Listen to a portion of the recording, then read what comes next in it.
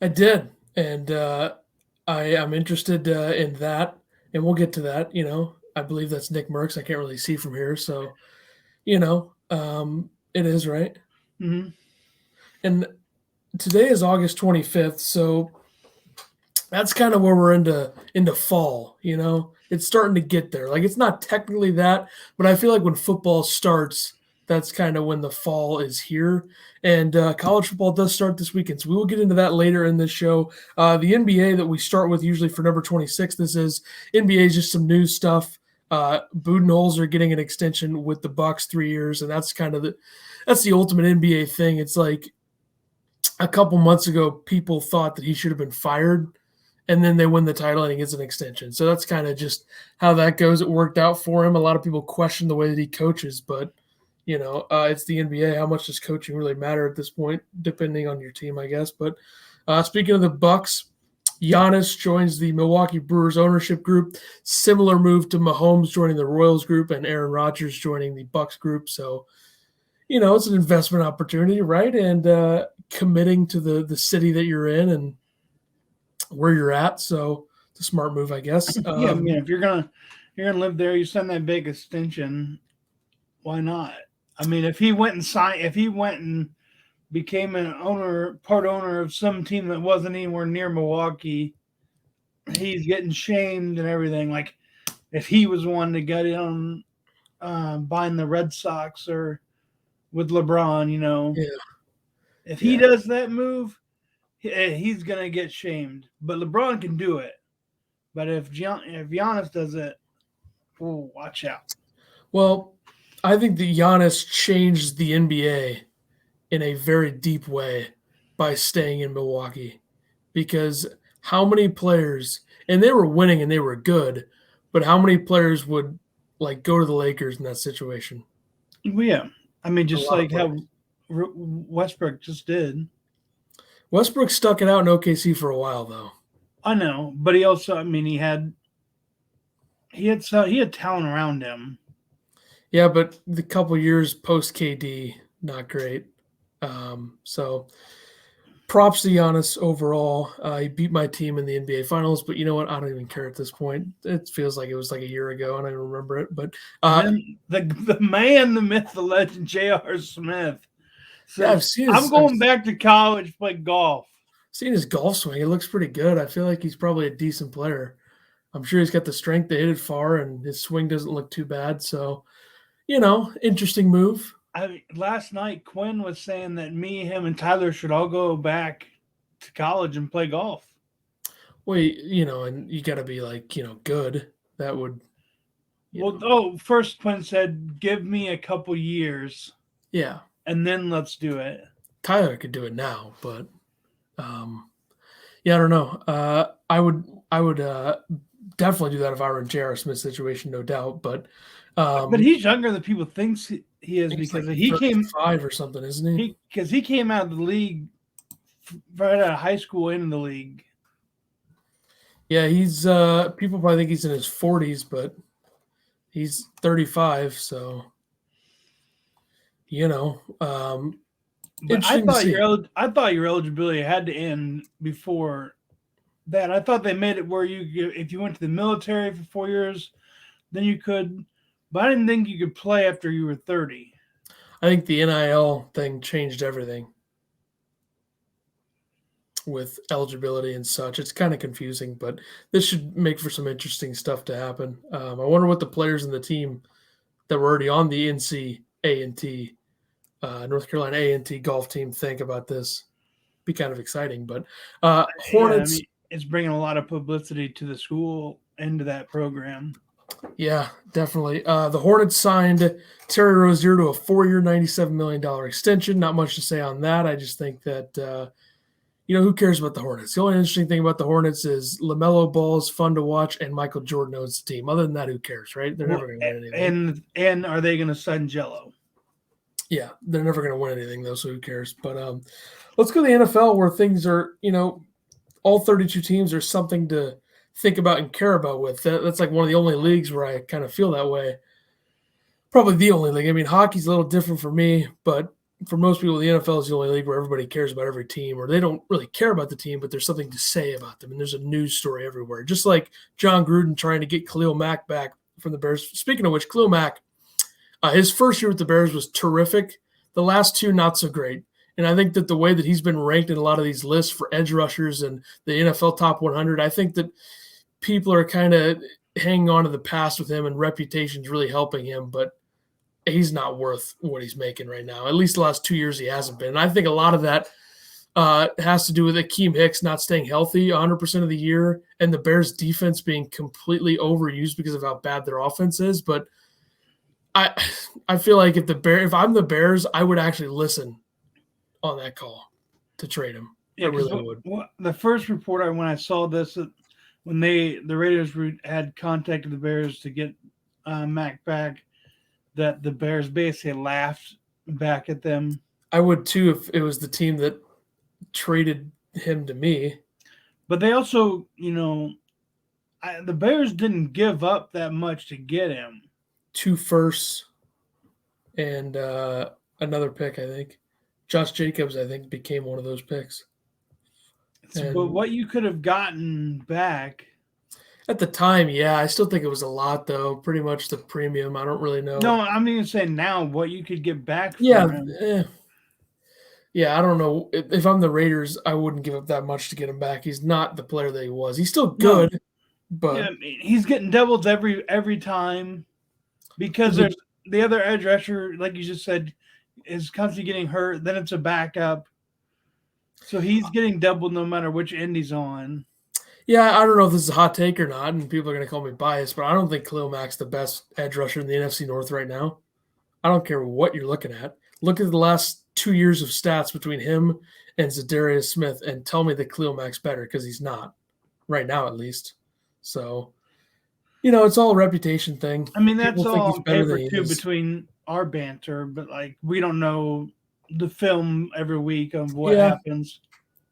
Yeah, I get it. I mean, the way that teams approach Mack and Smith is probably different, but who knows? This is a guy we've been talking about a little bit in terms of fantasy and how he could fit in behind James Robinson. Well, it's not going to happen. It kind of hurts because, I was going to draft him, and then I looked at Robinson, and I was like, I don't know which one.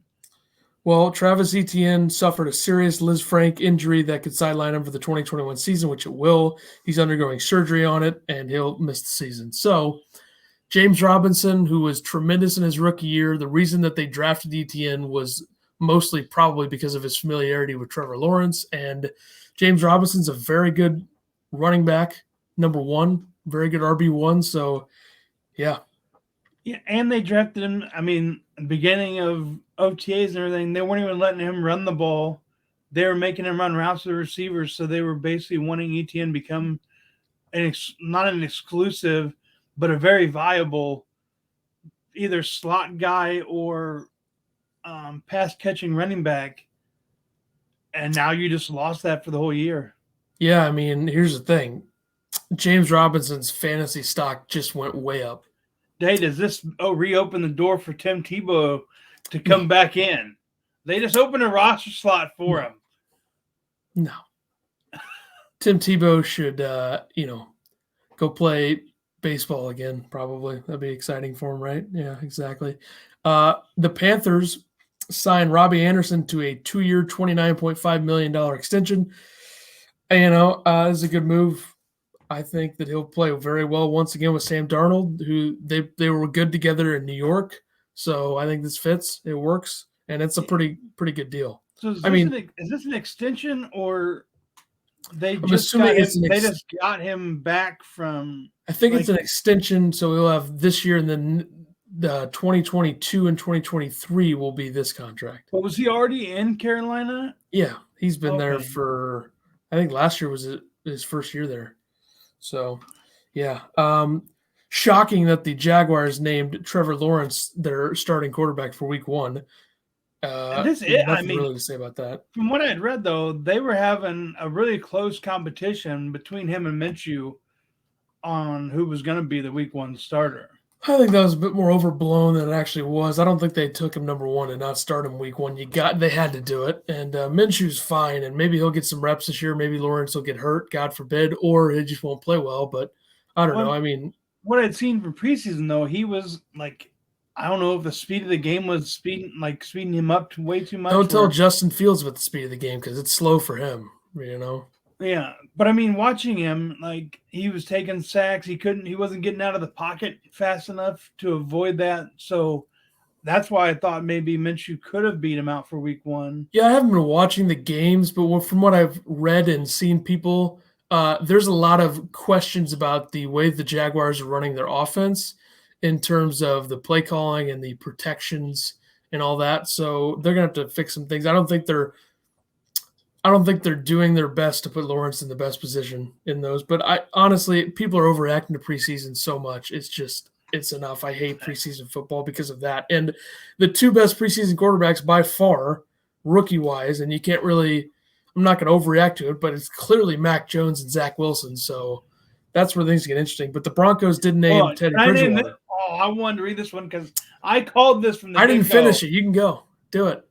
The Denver Broncos name quarterback Teddy Bridgewater as the starter for week one. And he'll play like 6 games and get hurt, and then Drew Lock will step in. So it should be But exciting. I called this since they traded. Maybe I thought that Drew Lock was better than he is. Week one, and that he deserved to be the starter. Well, Drew Lock is not as good as I thought he was, I guess. And overestimated him. You got the QB competition heating up in Foxborough between Mac Jones and Cam Newton. Telling you, Mac Jones, I was looking at the Pro Football Focus grade, and it's not like I'm really watching these games very closely. Like I'll see some stuff here and there, but Mac Jones, I think he deserves to start. Well, I also think he's the guy Bill Belichick always the quarterback style. Yeah, that Bill Belichick likes. Well, it's really a McDaniels thing. Cam does not fit in that. They've been running an offense for years with McDaniels that is predicated on a pocket quarterback. Well, and that's what Mac Jones is. Though, you go back to Drew Bledsoe, which is before McDaniels, like they're all the same.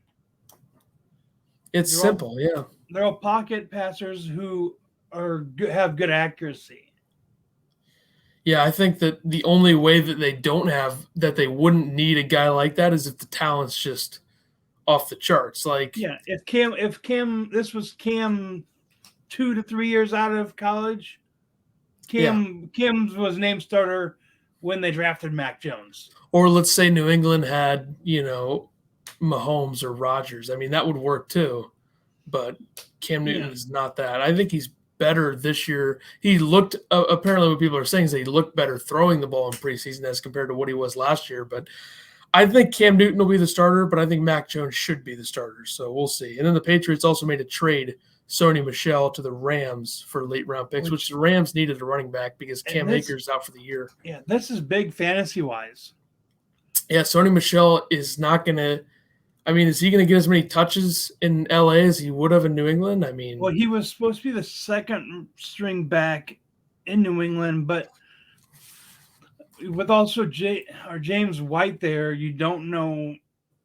You never know who's going to get the touches each week up there. I mean, they don't have Rex Burkhead anymore. It was Damian Harris, then him, and then I forgot the name of the third string. And then James White, they always list as like a fourth or fifth string running back, but he's definitely the third down back and gets more touches than the guy he's position listed at. Well, the good thing for the Rams is that I'm assuming Sony Michel will be listed as a number 2, but Darrell Henderson's been dealing with some thumb injuries apparently, so we could see Sony Michel be the starter early in the season there, but he'll get some carries for sure. So we'll Ramondre Stevenson is now the 2-back, RB2 for the Patriots, and James White's listed as a 3. But James White will probably get more touches than Stevenson. You'd think so, yeah. But, I mean, Sony Michel, he was undrafted in our fantasy, and when I read this, I went to go pick him up. Someone had picked him up 7 hours ago. Yeah, people are on top of it, I guess, huh? It's not how it's going to be in my league. I'm sure I'll be the only one managing the entire season. But, yeah, we'll see. Let's go to the Alliance. which is weird. Yeah, like I haven't read much into this, but the ACC, Big Ten, and Pac-12 have made an alliance. I don't love this. I mean, have you read it about this? Not really. Just because it's like one of those things where a lot is changing, and I don't love that idea, but I do think that they had to make this move if the SEC is doing what they're doing, which is expanding with Texas and Oklahoma. So, And you now know, the Pac-12 is having meetings. why isn't the Big 12 a part of this? That's what I want to know. It's very weird. Yeah. Well, maybe this explains it because the Pac-12 wants to expand. They're also trying to get a little more TV time and a little more exposure. And they're in talks with Texas Tech, Baylor, and TCU to become part of the Pac-12 to expand into Texas and to the Central Time Zone. Okay, I have a problem with this. Number one, people are going to think that I'm a skeleton with this take, but I don't. I like the idea of geographical conferences and being close. Like Rutgers being in the Big Ten makes no sense to me. So it's the Pac-12, right? Pacific 12, which is Northwest up in that area, West Coast. We're going to have Texas Tech, Baylor, and TCU, 3 schools in Texas in the Pac-12. Can we at least like rename the conference or something? Because that's absurd. That's why they want more TV time and more exposure. And I mean, they're getting it between all those in football, and they're getting it more with Baylor and Texas Tech in basketball. Rename the conference then, because if it's called the Pac-12 with Texas Tech in it and Baylor, I mean, I still watch games, but that's ridiculous. Well, even with that, you're going to have to pick up another one too, because you're going to have even numbers. Why don't we just put Rutgers in the Pac-12 then, right? I mean, nothing matters in terms of distance anymore. So we'll just have Rutgers play, one game and they'll go to Oregon. Then they'll come back and they'll play Texas Tech. And then the next week they'll go and play Oregon State. So back at home on the East Coast. Yeah, it'll be great. Is great. Why is Rutgers not still in the Big East? Well, the Big East kind of fell apart there, so then they brought it back. I don't know why they aren't back in it now, but I mean, there's really no bound. But even when they dropped, then why didn't they become part of the American Conference? Like them going, one of them, I guess. Them going the way that shaped out. At least they're good in basketball. Like that helps. They're not great in football, but they're good in basketball. So. And then you also have Maryland now. Yeah, that's who was a part of the ACC. That's now. Yeah, I don't get that one. Yeah, the Atlantic Coastal Conference. Well, see you, Maryland. You're going to go to the Big Ten. Conferences started being ridiculous a long time ago, so it's not that much of a surprise. When that happened, when Maryland went there, who did the ACC get? I don't remember. Syracuse. Yeah. And who was the other Big East school or whoever? Oh, man. Was it Pitt? Yeah, that sounds right. I mean, the Big Ten has 14 schools, so it started being stupid whenever we had that. So it is what it is. We'll see. I'm sure a lot more is going to come out about this eventually, but let's go to golf where things make a little bit more sense, but not as much as they should. The Northern Trust Championship, the winner, Tony Finau, wins $1.7 million, shot 20 under, had a one-hole playoff with Cameron Smith. Yeah. I think we should give props to the maintenance crew at Liberty National for being able to get the course in pretty good condition a day after they had 9 inches of rain. That's pretty good. Well, I mean, even the first on Thursday they had to stop play where some guys had finished, some guys hadn't. They had to postpone play. It was a tough weather situation, but they got through it, and the course ended up being pretty good. And you kind of had an unexpected winner. I mean, Finau had a big day on Monday to finish it.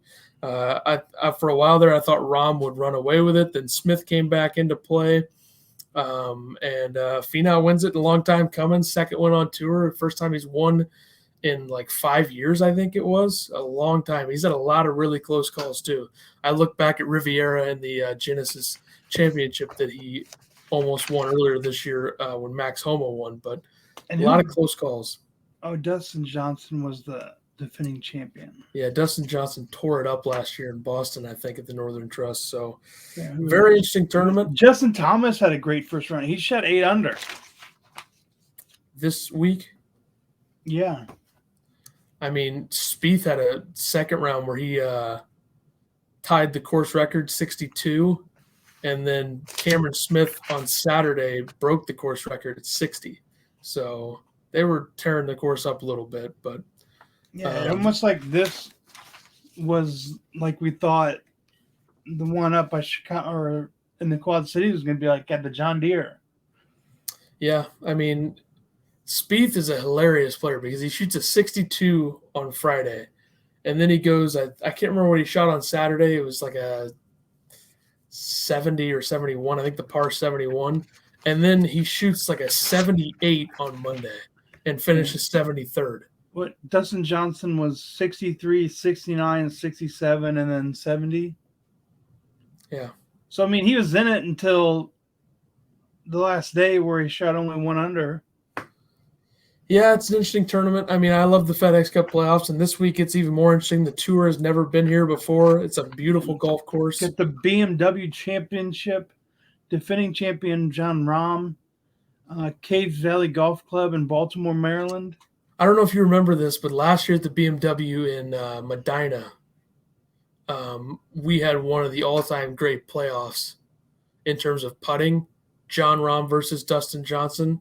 Rahm hit that like 50-footer, and then Dustin Johnson hit like a 30-footer. I mean, it was insane, and Rahm obviously won it. But this week will be interesting. I don't know. We're going to make our picks later. I'm very interested to see how some guys play as they try to get into the top 30 of the FedEx Cup standings to qualify for the Tour Championship next week at East Lake. So we'll see. I just want to talk about the Ryder Cup a little bit.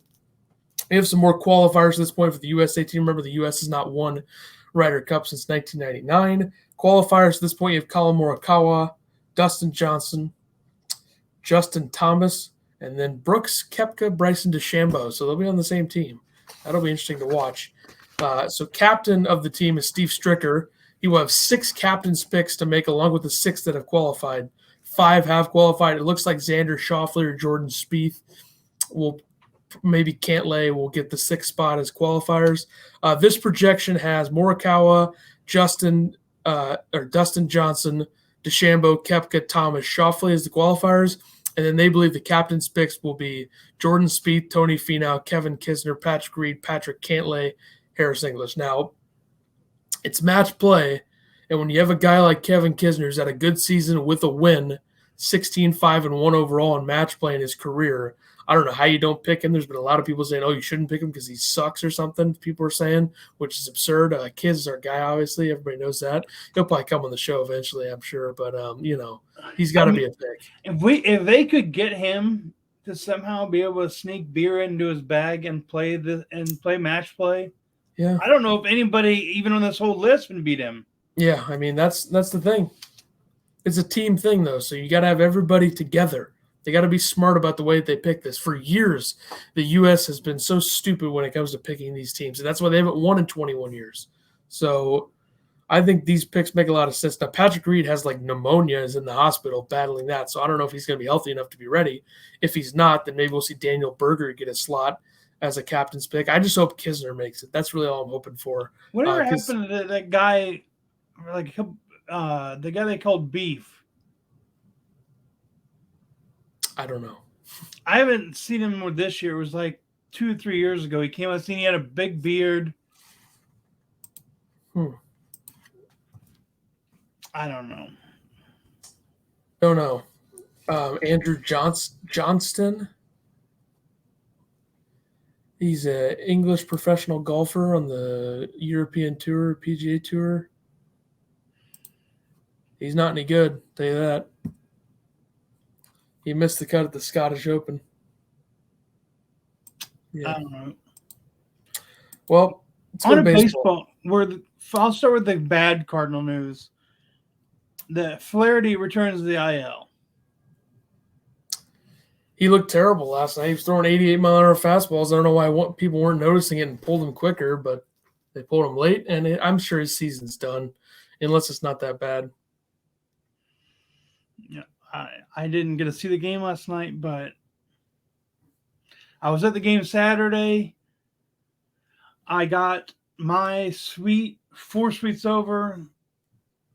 It was Whitey Herzog, Ray Langford, Scott Rowland, Ozzie Smith. It was a Hall of Fame thing, right?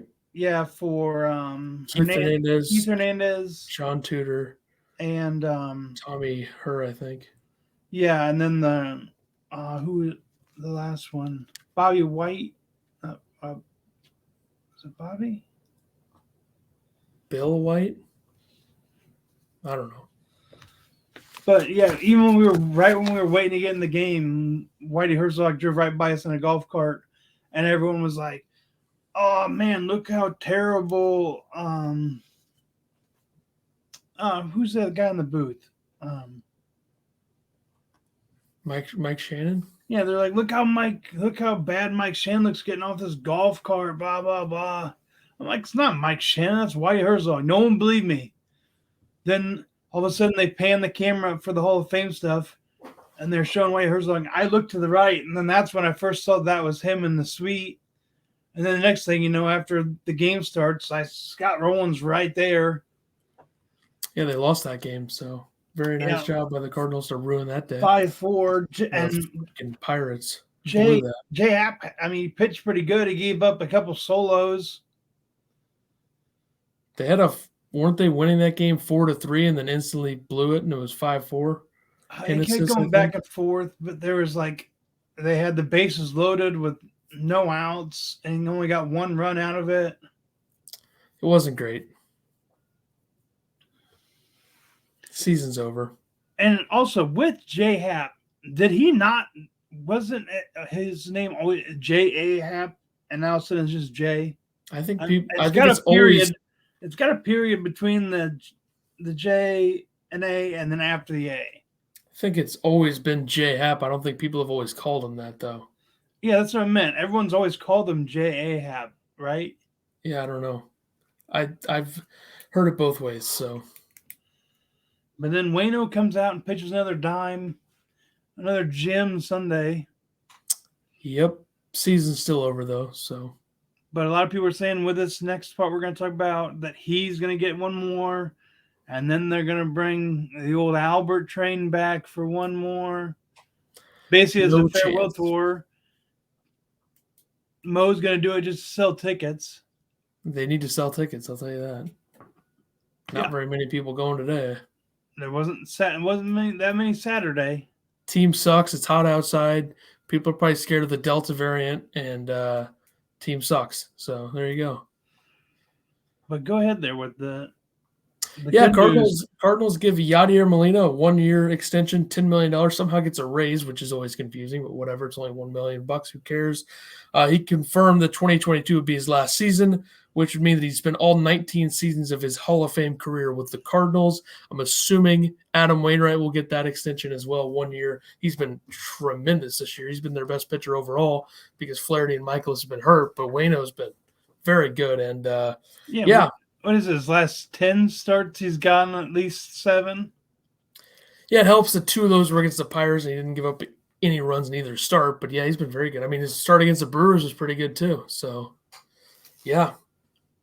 I wish Yachty would go and 1 more after that just to make it 20 years. Maybe not 19 seasons, Make it 20. I feel like it's been his last season for like 5 years now. So, I've read multiple things. People saying with him getting that, Waino will get 1, and then they'll bring in Pujols for 1 year. If there's a DH, maybe basically as a farewell tour for Albert and him to come back with these guys and basically to sell tickets. I don't see that happening, but I mean, when's he playing? He's basically going to just be DH. a pinch hit. There'd have to be a DH. If they don't have a DH, he's not coming back. I mean, he's basically going to be the pinch hitter.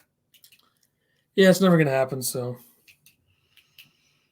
Yankees have won 11 games in a row, by the way. They're now 74-52, 4 games behind the Rays in the AL East. They may never lose again. So, Alex Bregman's has been out since June. Just returned to the Astros. Speaking of the Astros, Carlos Correa pretty much confirmed that he will leave in free agency this year. So that's a free agent shortstop for the Cardinals to sign. Hopefully they do it. We'll see. And Diamondbacks pitcher Caleb Smith gets a 10-game ban for foreign substance on glove.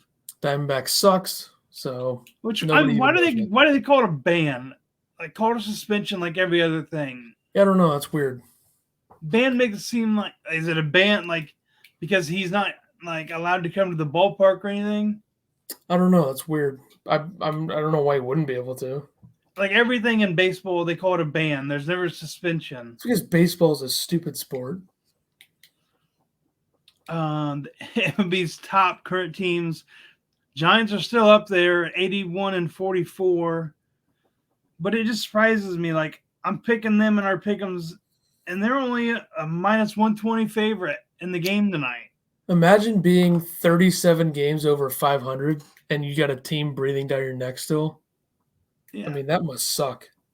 The Dodgers 79-47, Tampa's 78-48. They've only lost one game in the past week. The Yankees are going to catch the Rays. I'm telling you, it's going to happen. The Rays have been playing the Orioles recently, so that's not even a real game. The Orioles have lost like a billion games in a row, and they're like 30-something and 80-something. So that is a franchise that will never be good again, by the way. They are done. Cal Ripken leaves, and they just – I mean, they had a couple good years with Buck Showalter there with Machado and Britton and those guys, but they suck now. So yeah, and there you go. And Mancini. Mancini's still there. Who's that? Swoop? Is that Scope? Jonathan Scope? Yeah. He's in the Tigers now. They also had J.J. Hardy for a year or two, former Brewer, then Oriole. So, yeah. Also, Matt Wieters was there too. But let's go to hockey. Michigan hockey, absolutely loaded team. They're going to get Owen Power, Matt Beniers, and Kent Johnson back. So 3 top 5 picks, all returning to school for one more year. That team's going to be sick. They also got 2023 top draft prospect Adam Fantali, who was a Chicago Steel USHL player last season, will play at Michigan this year as well. So that team's going to be sick. Fun to watch. They'll probably win the Frozen Four if I had to guess, but a lot of time left between then and now. Henrik Lundqvist officially retires, had the heart problem last year, couldn't play, was aiming to get back out there this year, then had some more issues. So best wishes to him. 15 seasons. 2 Hall of Fame goaltenders to retire this year. Yeah, one of which better than the other, but that's besides the point. 459 wins, 2012 Vezina, 2-time All-Star, 06 All-Rookie Team, 917 save percentage, 7 times in the top 5 for the Vezina. So an all-time great goaltender.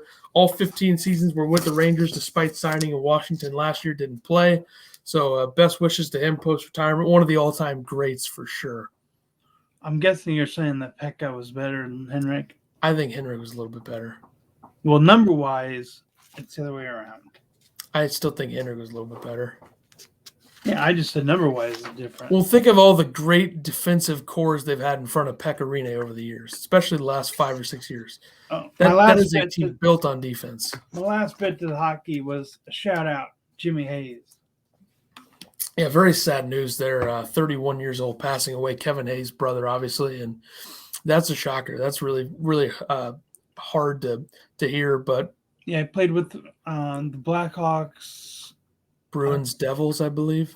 I think it was Devils, Bruins, or he finished with the Devils in 2019. And he got to play 2 years with Boston. He was from Dorchester, Massachusetts. I mean, he was a group of Bruins fan. Played at Boston College, yeah. So, best wishes to his family. Yeah. 2-year-old, 3-month-old kid. Yeah. So definitely thoughts with him and his family and friends in the hockey world. So best wishes to them. And there's really no way to transition from that. But college football does start this week. And just a little quick season preview, talk about, looking at ESPN's Power Conference predictions. And then we'll make our picks at the end for the games this weekend and maybe throw a couple names out there for who could win conferences. But In the ACC, everybody knows that Clemson's going to win the ACC, right? I mean, there's no other way around it. You never know. Okay, ESPN's preview sucks, so I'm going to try to find a different one. Because I don't know enough about this stuff to make my own prediction at this point. I didn't even see this part. But well, this is guysbeingdudes23.com, so they definitely know their stuff. In the Pac-12, they believe that the runner-up will be Oregon, and the winner will be, as I continue to scroll, they didn't even say the winner, so what a disaster. Here's our preview. Alabama's going to win it all. Clemson's going to be good. Oklahoma's going to win the Big 12. Oregon's going to be good. USC's going to be good. Arizona State's going to be a dark horse, apparently. Ohio State's going to win the Big 10. Shocker. Penn State's going to be good, but not good enough, as is tradition. Well, they're always like a top 5 Big 10 team, but they never actually win the whole thing in the Big 10. So that's kind of a fair criticism by me. But Florida's going to be good. Georgia's going to be good. And there's your preview. So enjoy that. Well, I mean, shocking teams, you never know, like ACC-wise, North Carolina, I mean, they're coming out ranked 10 pre. They're going to have one of the best quarterbacks in the country, Sam Howell, who's going to be a top 10 pick in the NFL draft next year, I have to assume. So Miami's at 14.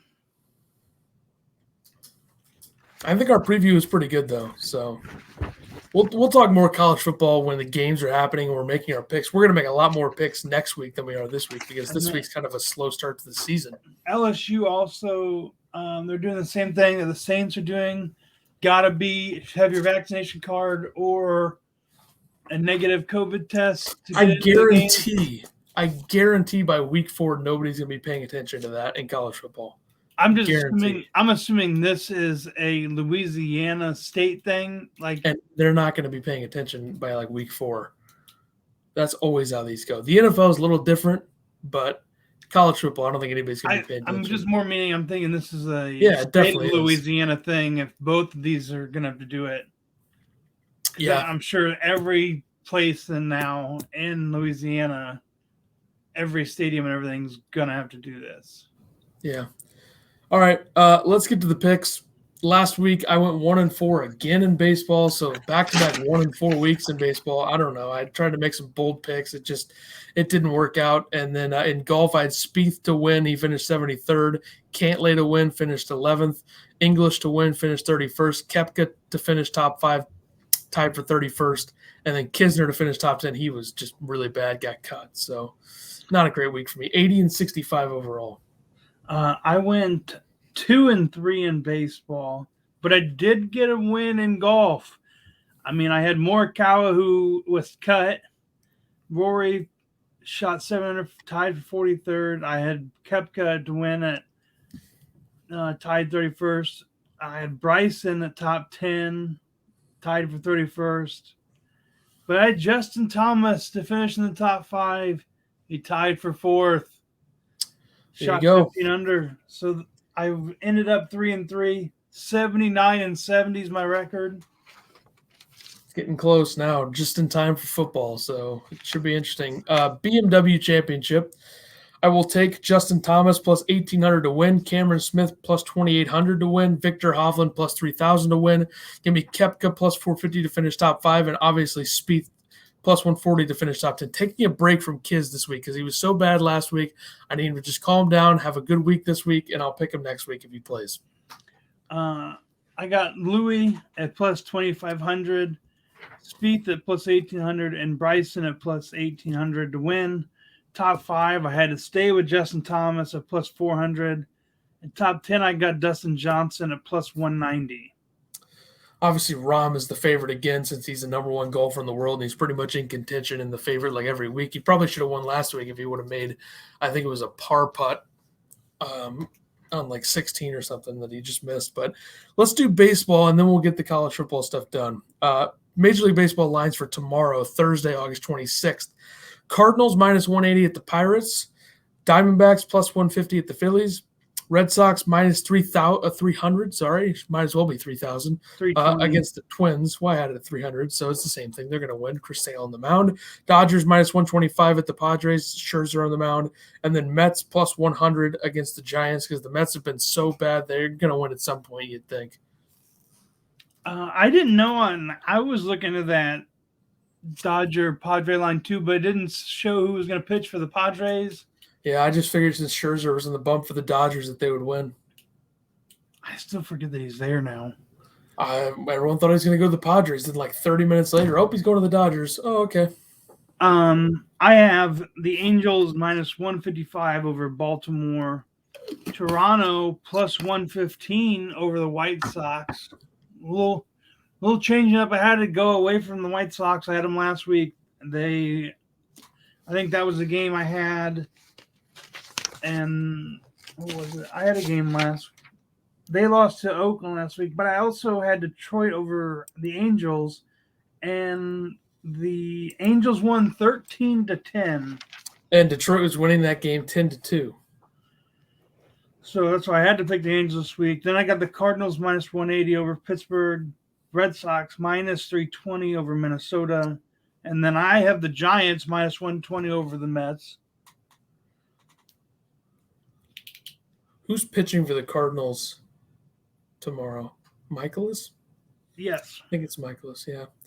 We'll see. College football, do you want to pick Nebraska, Illinois, or not?